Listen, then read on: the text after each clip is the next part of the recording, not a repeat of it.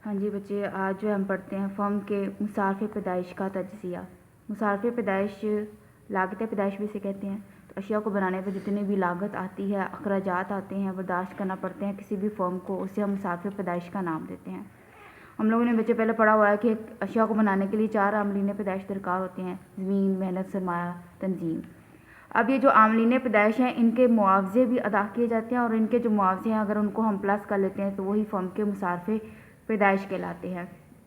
इसके अलावा आपको पता है अशिया के लिए, अशिया को बनाने के लिए खाम माल दरकार है, बिजली दरकार है, ट्रांसपोर्ट दरकार है। तो इस तरह मुख्तलिफ जो है अशिया जो है वो दरकार होती हैं किसी भी ख़ास प्रोडक्ट को बनाने के लिए, और उन पे जो भी लागत आती है उसे फ़र्म के मुसारफ़े पैदाइश का नाम दिया जाता है। जैसे कि बुक में बच्चे ये क्वेश्चन बनी हुई है, सी जो कॉस्ट को ज़ाहिर कर रहा है, C is equal to x1 p x1। ठीक है, तो फ़ाइल मुसारफ़ के नाम से इसको हम यूँ ज़ाहिर कर सकते हैं।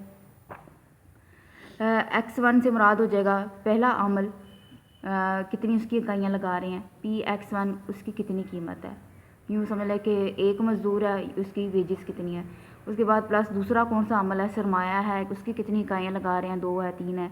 p प्राइस ऑफ x2 ये हो जाएगा कि उसकी प्राइस कितनी है, रेट ऑफ इंटरेस्ट क्या है। इसी तरह सो ऑन, ये जो x है ये शो कर रहा है आमले पैदाइश की इकाइयों को, और जो p है, x जो है वो आमलीन पैदाइश को शो कर रहा है, और जो p है वो उनके जो भी मुतलका मुआवजे हैं उनको शो कर रहा है। ठीक है, अगर मज़दूर होंगे तो वेजेस, सरमाया है तो इंटरेस्ट हो जाएगा, और अगर ज़मीन है तो फिर वो रेंट हो जाएगा या लगान जिसको हम कहते हैं। ये तो इन सबको अगर हम प्लस कर लेते हैं तो हमारे पास फ़र्म के मुसारफ़े पैदाइश आ जाते हैं। अब ये जो मुसारफ़े पैदाइश हैं इनको मज़ीद जो है कैटेगराइज़ किया गया है, मुख्तलिफ जो है इक़साम उसमें तकसीम किया गया है। सबसे पहले हैं पैदावार के अखराजात। तो पैदावार के अखराजात में सारे खर्चे आ जाएंगे जो अशिया को बनाने के लिए होते हैं, पैदावार में आते हैं। जैसे खाम माल की कीमत है, मशीनरी की मरम्मत। तो अशिया को खाम माल से लेकर उन्हें फिनिश गुड्स जो है तैयार करने तक फैक्ट्री के अंदर ही जितने भी अखराजात आते हैं उसे पैदावार के अखराजात कहा जाता है। उसके बाद फ़रोख्त के अखराजात, सेलिंग जो एक्सपेंसेस हैं, ये कॉस्ट है। इनसे मुराद वो तमाम अखराजात हैं जब अशिया बन जाती हैं, तो फैक्ट्री से बाहर निकलती हैं, जब तो अशिया पैदा होगी हैं, प्रोड्यूस होगी, वहाँ से लेके प्रोडक्शन से बाहर से लेके जब तक कि वो सेल होती हैं, तो उन पर जितने भी अखराजात आते हैं वो फ़रोख्त के अखराजात कहलाते हैं। मतलब अशिया तैयार हुई, वो फैक्ट्री में है, उनको ज़ाहिर बात है आपने मार्केट तक लेके जाना है, तो ट्रांसपोर्ट चाहिए, नकलो हमल के ज़राए चाहिए, तो ट्रक का किराया वगैरह उसमें शामिल है। इसके अलावा अशिया को एडवर्टाइज़ करते हैं, पब्लिसिटी की जाती है, तशहीरबाजी वगैरह जिसको हम कहते हैं, तो उस पर अखराजात आते हैं। एजेंट होते हैं मुख्तलिफ लोगों के, एजेंट के ज़रिए उनको कमीशन देना पड़ता है। तो अनटिल गुड्स को जब तक सेल करते हैं तब तक जितने भी अखराजात आते हैं उन्हें फ़रोख्त के अखराजात कहा जाता है। उसके बाद है मुतफर्रक अखराजात। ठीक है, इन्हीं अखराजात को ही मज़ीद 3 जो है इक़साम में मज़ीद भी इनको डिवाइड कर सकते हैं। पहले है अखराजाती या सरी मुसारफ जिनको कहते हैं, सरी एक्सप्लिसिट वाज़िया जिसको कहते हैं। इनसे मुराद वो तमाम अखराजात हैं जो कि रुपये पैसे की शक्ल में अदा किए जाते हैं और इनका बाकायदा रिकॉर्ड भी रखा जाता है, उसे हम सरी अखराजात कहते हैं।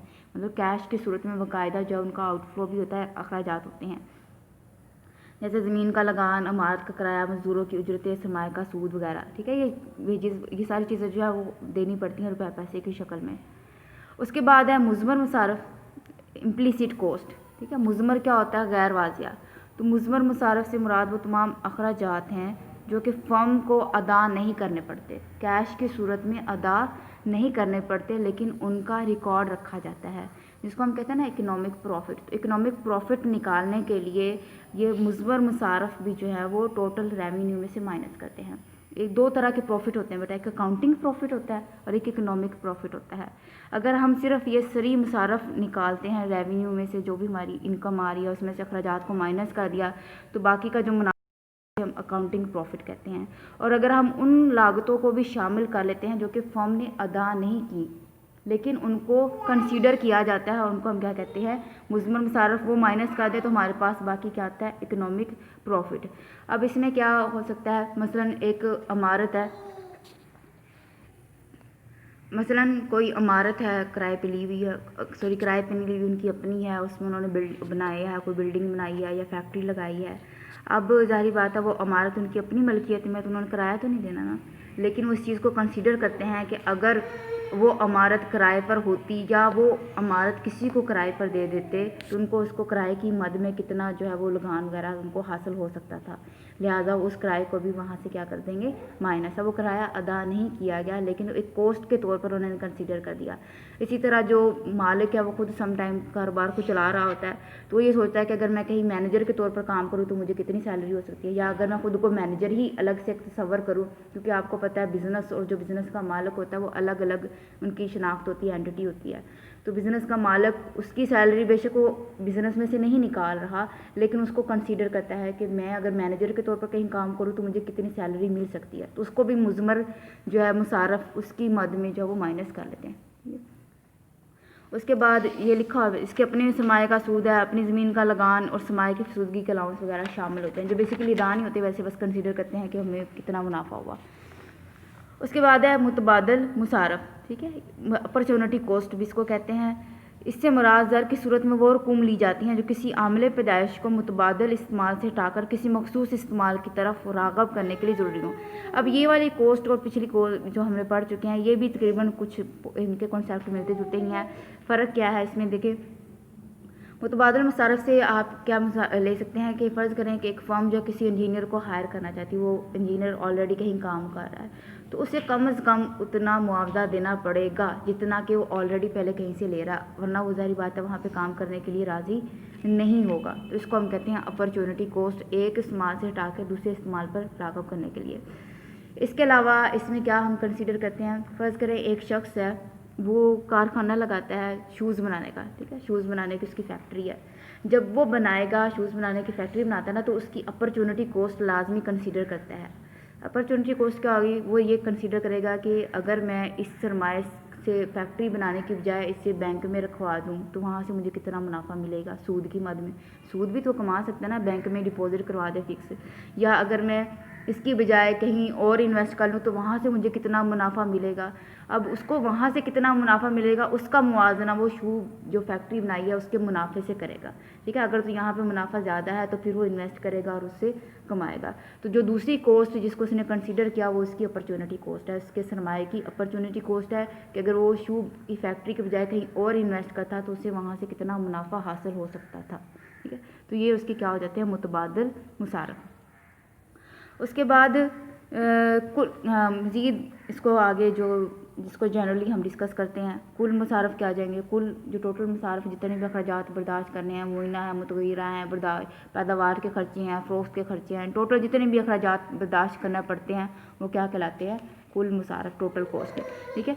और इसको इस तरह लिखा जाता है, कुल मुसारफ अखराजात, कुल अखराजात हैं इसको ज़ाहिर करते हैं TC = FC और VC, ठीक है। FC से मुराद है फिक्स्ड कॉस्ट मुइना मुसारफ और VC वेरिएबल कॉस्ट या मुतगय्यरा मुसारफ।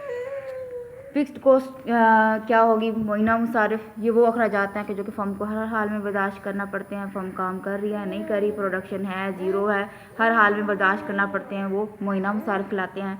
मसलन जो इमारत ली हुई किराए पे, अगर वो फैक्ट्री काम करे ना करे तो उन्हें हर हाल में कॉस्ट जो है बर्दाश्त करना पड़ेगी।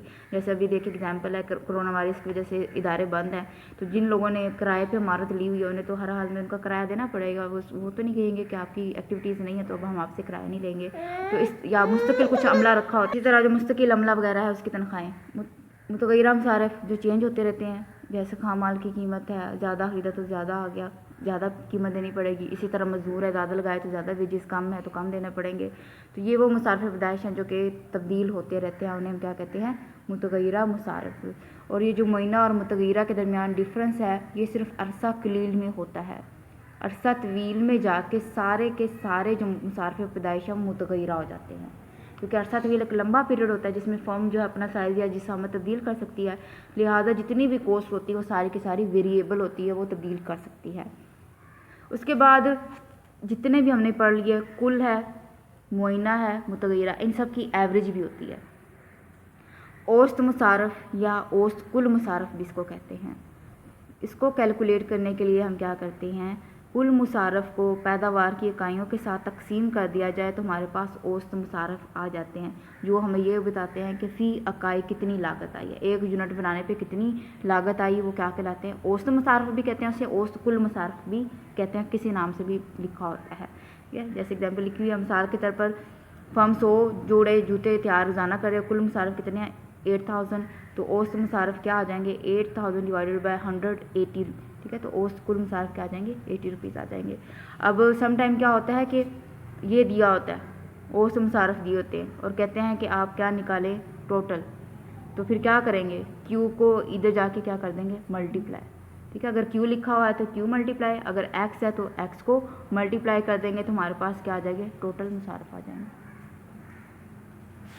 उसके बाद औसत मुआयना मुसारफ, तो मुआयना मुसारफ को पैदावार की इकाइयों के साथ तकसीम कर देने से हमारे पास क्या आ जाते हैं औसत मुआयना मुसारफ।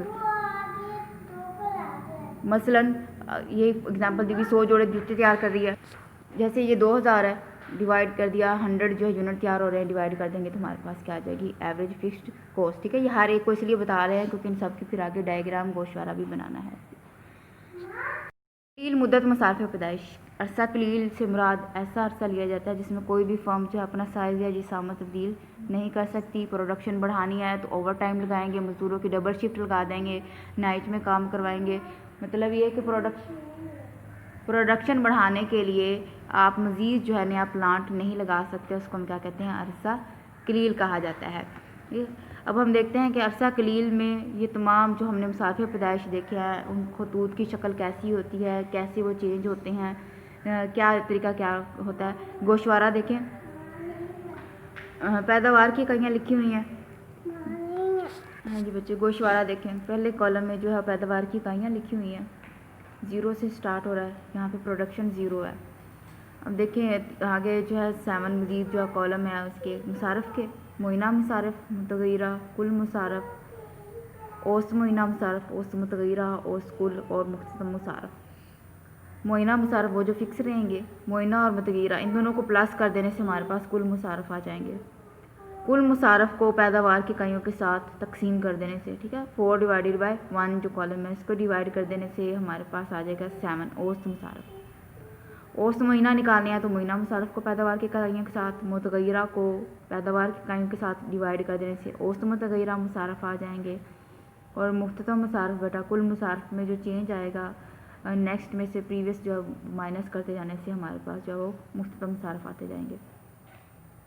प्रोडक्शन 0 है तो आप देखिए मुआयना मुसारफ कितने हैं 20 हैं, इसका मतलब पैदावार 0 भी होती है तो ये मुसाफिर पैदाइश जो है बर्दाश्त करने पड़ते हैं। मुतगय्यरा कुछ भी नहीं है, कुल मुसारफ कितने आ जाएंगे 20, ठीक है, और इससे आगे कुछ भी नहीं भी। फिर उसके बाद प्रोडक्शन 1 यूनिट है, महीना मुसारफ 20, ठीक है, ये 120 ही रहेंगे क्योंकि ये फिक्स है, चेंज नहीं होंगे। मुतगय्यरा मुसारफ जो है वो 60 है, 60 प्लस 20 80 क्या आ जाएगा हमारे पास कुल मुसारफ, दोनों को प्लस कर देने से। फिर ये जो महीना मुसारफ है 20 डिवाइडेड बाय 1 ये कितना आ जाएगा 20, एवरेज कॉस्ट जो आ जाएगी औसत महीना मुसारफ। 60 डिवाइडेड बाय 1 कितना आ जाएगा 60 ही आएगा, और 80 डिवाइडेड बाय 1 80 ही आएगा, और मुख्तसम मुसारफ भी यहाँ पर हमारे पास क्या आ जाएंगे 60 हो जाएंगे, ठीक है, 80 माइनस 20 60 आ जाएगा। सेकंड जो है दूसरा यूनिट प्रोड्यूस कर देने से महीना मुसारफ वही है, मुतगय्यरा मुसारफ बढ़ के 100 हो गई हैं। कुल मुसारफ कैसे आएंगे, इन दोनों को प्लस कर देने से 100 प्लस 20 120 आ जाएगा। औसत महीना मुसारफ क्या आएंगे 20 डिवाइडेड बाय 2 10 आ जाएगा, ठीक है। फिर इसके बाद 100 डिवाइडेड बाय 2 50 आ जाएगा, और 120 डिवाइडेड बाय 2 60 जो है वो औसत कुल मुसारफ, ठीक है। इनको पैदावार की इकाइयों के साथ तकसीम कर देने से उनकी एवरेज आती जाएगी। 120 माइनस 80 40 जो है हमारे पास मुख्तसम मुसारफ आ गया, ठीक। सो बेटा ऐसे ही है, इसमें से बच्चे आपको एक जो है वो याद रखना पड़ेगा, कॉलम मुतगय्यरा मुसारफ जो वो आपने याद करने हैं यहाँ से, ठीक है।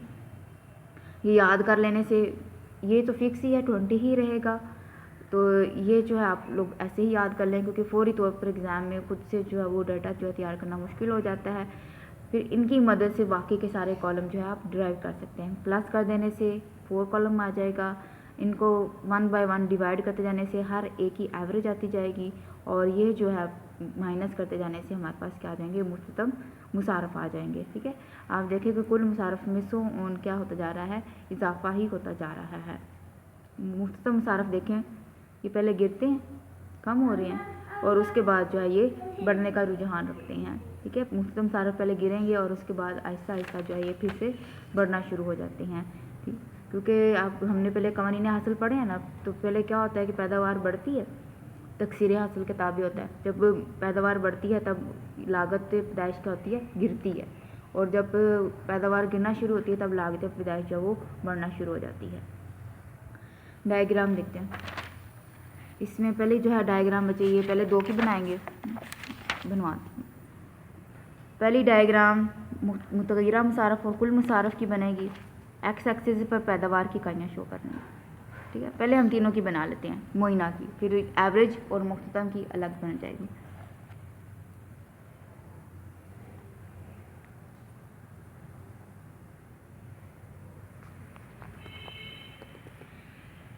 हाँ जी, ये जा रहे हैं एक्सपेंसेस हमारे 380 तक।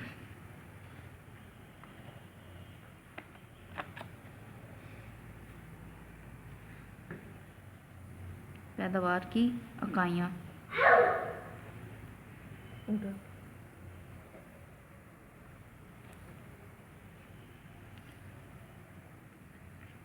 वन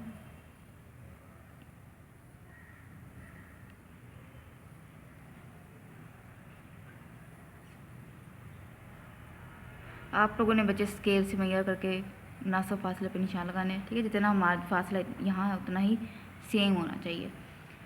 अब हमारे पास ये आ रही हैं वैल्यूज़ 360 तक जा रही हैं, तो हम ले लेते हैं 40 का डिफरेंस ले लेते हैं। 40, 80, 120, 160 और इसके बाद हो जाएगा हमारे पास 200, फिर आ जाएगा 240, 280, 320, 360 और ये 400। तो यहाँ पे हमारे पास जो मैक्सिमम वैल्यू है वो 380 तक जा रही है। पहले हम देख लेते हैं मुइना मुसारफ। मुइना मुसारफ कितने हैं, 20 ही हैं, तो ये 40 और 0 के दरमियान जो है ये एक लाइन खींच लेते हैं। ये क्या आ गई, फिक्स्ड कॉस्ट, ये सो ऑन फिक्स ही रहती है, तो ये 20 पे निशान लगा लेते हैं। मुतगय्यरा मुसारफ देखते हैं। पहला यूनिट प्रोड्यूस किया तो ये कितनी है, 60, तो ये तकरीबन इसके सेंटर में आ जाएगा 40 और 80 के। सेकंड पे जाके ये है 100, ठीक है, तो ये भी यहाँ पे सेंटर में मार्क कर लें, 2 के ऊपर और यहाँ इसके सामने। 3 में जाके जो है वो हो जाते हैं 130, 130 तकरीबन यहाँ पे निशान लगा लेते हैं। 4 पे ये पता नहीं सीधा जा रहा है, ये तकरीबन यहाँ पे आएगा, ठीक है। 4 पे देखते हैं तो ये हो जाते हैं 150, ठीक है, ये 160 से नीचे लगाते हैं।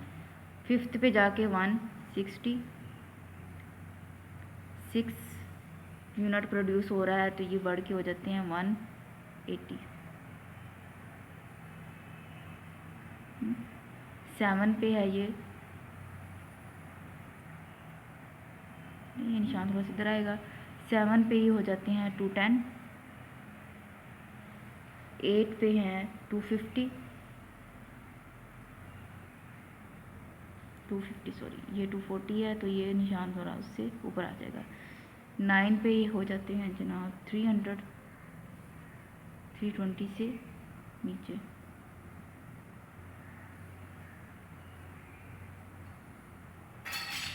10 पे हैं ये 360,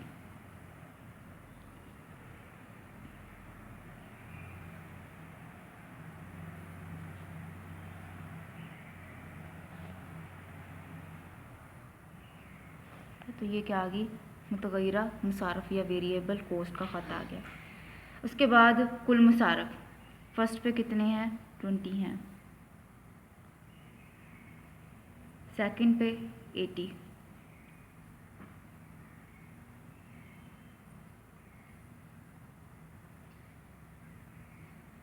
थर्ड पे जाके ये हैं 120,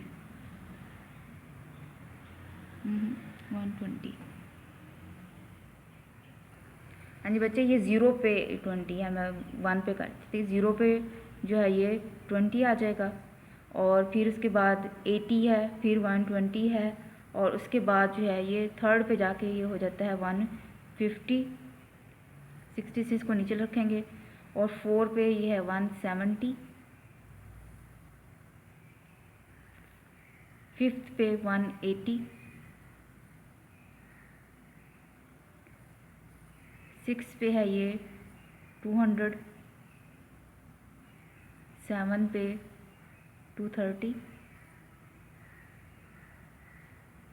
8 पे है 270, ठीक है। तो ये ज़रा 80 से ज़रा नीचे आ जाएगा। और 9 पे 320, और उसके बाद ये है 380।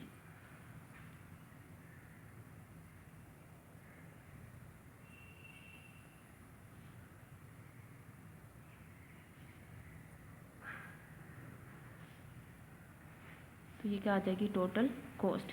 मुइना और मुतगैरा में मुतगैरा और कुल में फ़र्क किसका है? सिर्फ फिक्स्ड कॉस्ट का, ठीक है। इसीलिए जो कुल मुसारफ का खाता है वो मुतगैरा मुसारफ से ऊपर बनेगा, 20-20 के फ़र्क से ही उससे ऊपर बनता जाएगा, ठीक है। और ये देखें कि स्लोप, ये जो खतूत हैं इनकी शेप कैसी है कि ये पहले बढ़ते हैं, थोड़े कुछ अर्सा ज़रा नीचे भी रहते हैं और फिर उसके बाद ये बढ़ना शुरू हो जाते हैं।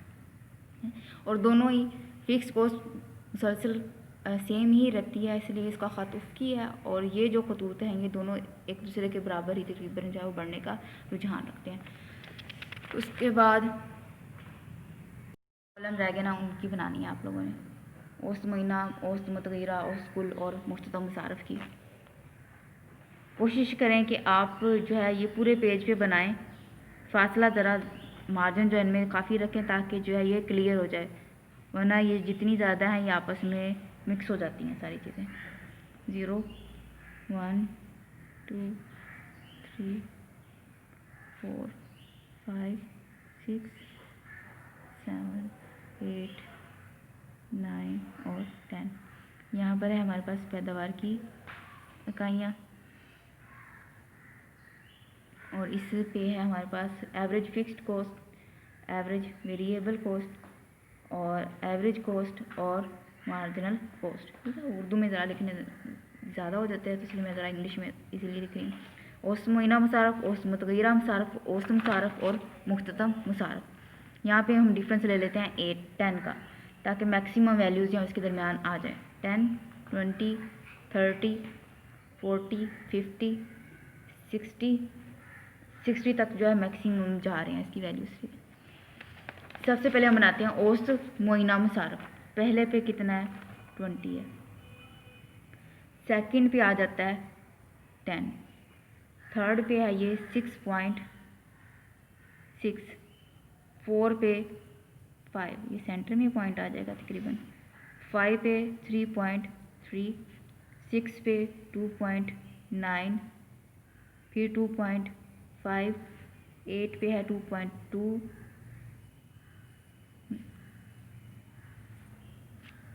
तो ये करीब एक दूसरे से बिलो ही आते जाएंगे पॉइंट्स, ठीक है।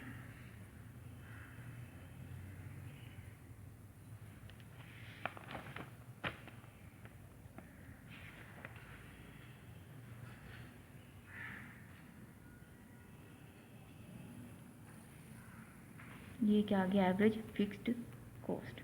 उसके बाद बना लेते हैं हम औसत मुतगैरा, ठीक है। एक एक कॉलम लेते जाएंगे आप, पिछला जो इसको एक दफ़ा समझ लेंगे, इग्नोर कर देना आपने, सबको एक ही दफ़ा देखेंगे तो वो ज़रा मुश्किल हो जाएगा। औसत मुतगैरा मुसारफ फर्स्ट पे है 60, 1 पे है 60, सेकंड पे 50, कि ये 2 आ गई और ये 50, थर्ड जब है यूनिट तब है ये 43.3, तो ये यहाँ पे आ जाएगा। 4 पे है ये 37.5, ठीक है। ये 40 से ज़रा नीचे लिख लेते हैं हम। 5 पे आ जाएगा, 5 पे है ये 32, 6 पे 30, फिर उसके बाद 7 पे भी 30 ही है, 8 पे है ये 31.2, और ये इसके बाद 9, 7 पे 6 पे 30 है और 7 पे 30 है, 6 पे 7 पे 30 है, 8 पे है ये 31.2, उसके बाद 9 पे 33.3 और 10 पे है ये 36।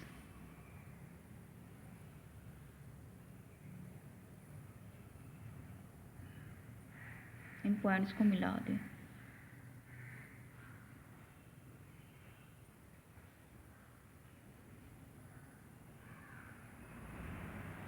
ये आ गई एवरेज वेरिएबल कॉस्ट। गिरते हैं, कुछ अर्सा नीचे रहते हैं और फिर ऊपर बढ़ने की तरफ ये रुझान रखते हैं। औसत कुल मुसारफ फर्स्ट पे आ गया 80,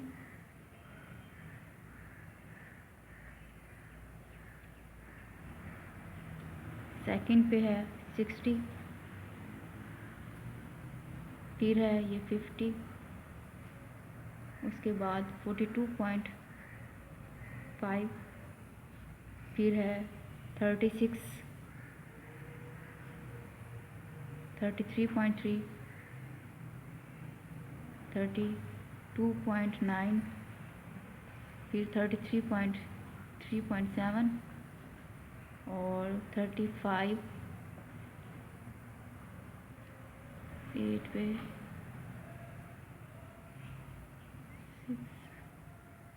6 है, ये 7 है, ये 8 है, ये 40 है, 8 पे यहाँ पे आ जाएगा 35, 30 और 40 के दरमियान में सेंटर में। 8 पे आ गया है 30, 9 पे आ जाएगा 35.5, ठीक है, और 10 पे है 38।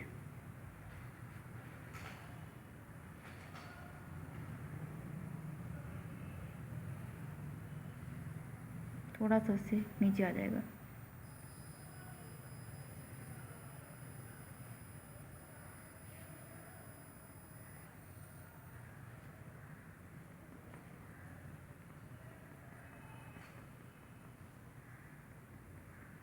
ये आ गया आपके पास एवरेज कॉस्ट। ये भी सेम उसी के साथ इसका पैटर्न है, गिरता है और उसके बाद ये बढ़ने का रुझान रखते हैं। उसके बाद मुख्ततम मुसारफ लास्ट जो है इसमें देख लेते हैं। पहले है ये 60 फर्स्ट पे 60 सेम पॉइंट है, उसके बाद ये है 40 सेकंड पे 40 है, थर्ड पे है ये 30, 4 पे है ये 20, 5 पे 10, 6 पे 20, 7 पे 30, 8 पे है ये 40 और 9 पे है ये 50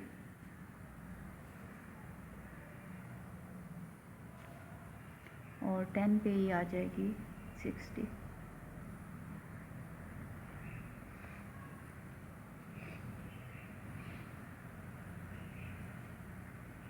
गिरेगी, उसके बाद यहाँ इसको किता किया और ये क्या आ गई मार्जिनल कॉस्ट या मुख्ततम मुसारफ।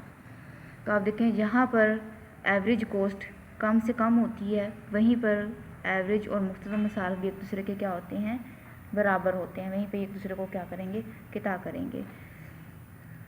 पहले गिरते हैं और उसके बाद ये बढ़ने का रुझान रखते हैं और इनकी जो शेप है ये तकरीबन यू शेप के होते हैं। इससे मज़ीद अगर हम पॉइंट लेते हैं तो ये तकरीबन यूँ इस तरह चले जाएंगे ऊपर की तरफ, ठीक है, ये खतूत। तो इनकी शेप जो है अरसा कलील में यू शेप होती है। गिरते हैं, बहुत कम अरसा निचली सतह पर रहते हैं और फिर तेज़ी से जो है बढ़ना शुरू हो जाते हैं। मार्जिनल जो है वो भी गिरता है लेकिन मुख्ततम मुसारफ ज़्यादा स्पीड से गिरते हैं, ज़्यादा तेज़ी से, इसीलिए इसका ख़त जो होता है वो औसत मुसारफ के खतूत से नीचे ही रहता है। और जब ये बढ़ना शुरू होते हैं तो मुख्ततम मुसारफ जो है ज़्यादा स्पीड से बढ़ते हैं, इसलिए बढ़ते हुए जो है ये खतूत उससे, ये ख़त जो है उनसे ऊपर होता है, उनसे ज़्यादा स्पीड से बढ़ता है, ठीक है। तो इस तरह ये खतूत जो है वो अरसा कलील में यू शेप के होते हैं, ठीक है, समझा भी।